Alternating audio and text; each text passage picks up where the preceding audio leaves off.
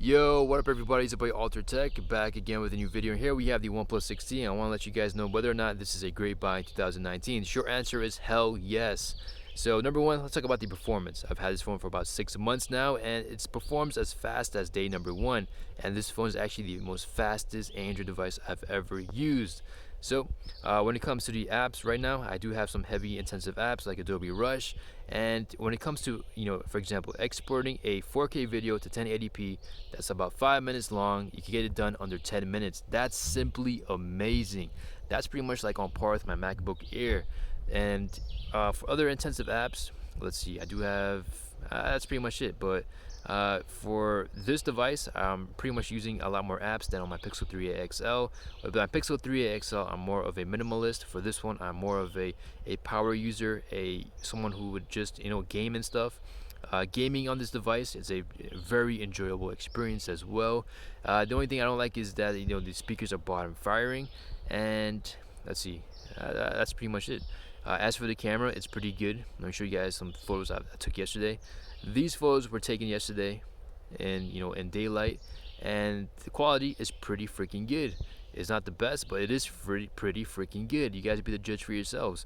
The only issue is that when it comes to low light situations, things can get a little iffy, and that's where you can install Gcam and get some nice shots.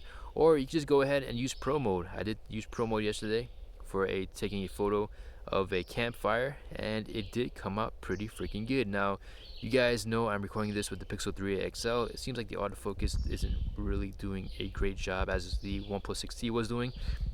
It doesn't have that depth sensor, but anyways, moving on, the camera. Now for the battery performance, holy crap, yesterday I was actually using this phone like heavy as hell, taking a lot of videos as well, and for this device I was able to get through an entire day. And let me show you guys real quick. Taking photos, taking videos. I'm almost taking like like a half hour of 4K videos or even longer, and right now I have about 7% remaining. So for a heavy super intensive day, which comes by very rarely for me, this phone, it could definitely get you through. On normal days, it could easily get me, sorry, that was a fly in my ear, this could definitely get me about 2 days of use. So that's pretty much it. Software updates, you do get some timely security updates on average for about 2 months. Sometimes I've seen as fast as 1 month, sometimes it took as long as 3 months. As for operating software updates, listen to this, you're definitely going to get fast software updates, faster than a lot of the top Android manufacturers. So just keep that in mind.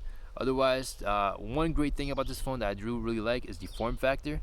It's very nice and thin. It does have some nice curves. It just feels naturally in your hands. It's very lightweight, and like I said, you could hold this phone for like hours and not get cramps or anything. And for the fingerprint sensor, as for the coolness factor, it's a 10 out of 10. As for the reliability, I give it like a 6 out of 10. So just keep that in mind. As for the notch, it's very non-intrusive. This is pretty much like the best way to do a notch. Get the teardrop. So with the teardrop, you can actually just pretty much hide it with this black bar, or you could just pretty much show it off. So that's pretty much all I gotta say. Is it a great device? Do I recommend it? Hell yes. And this pretty much it.